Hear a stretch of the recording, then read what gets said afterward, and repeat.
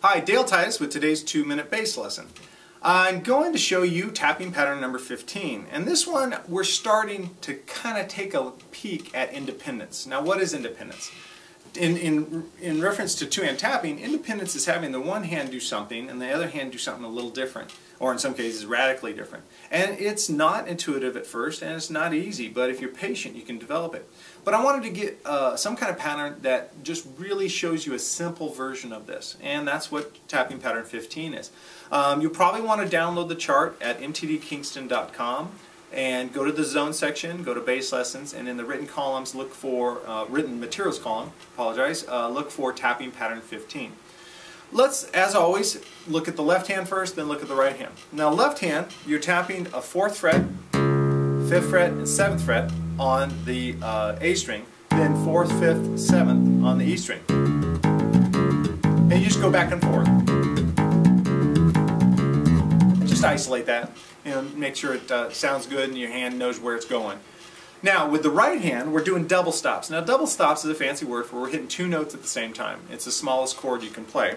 And it's 14th fret on both D and the G string. So it's 14th fret, going to 12th fret, going to 11th fret, back to the 12th fret.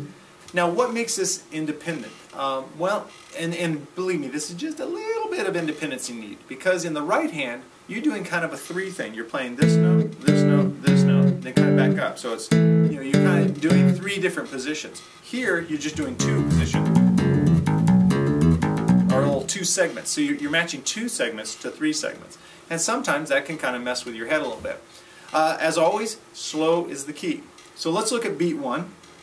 It's going to sound like this: 4, 5, 7, 14. Then you go to beat 2, it's 4, 5, 7, this time on the E string, 12. Then 4, 5, 7, 11, and then 4, 5, 7, 12. So it's kind of neat how it blends up, because it's like you start on the A string and you play the 14th fret, go to the E string, play the 12th fret, go back to the A string, play the 11th fret, and when you go to the E string, you're on the 12th fret. So it's kind of a neat little pattern.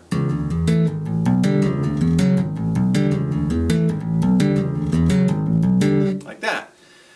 You want to get good consistent volume. You want to be fluid, trying to make it not sound like 2 hands tapping, but just you don't want to hear a seam between your left hand and your right hand.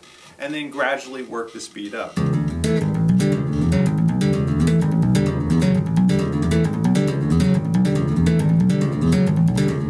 Like that.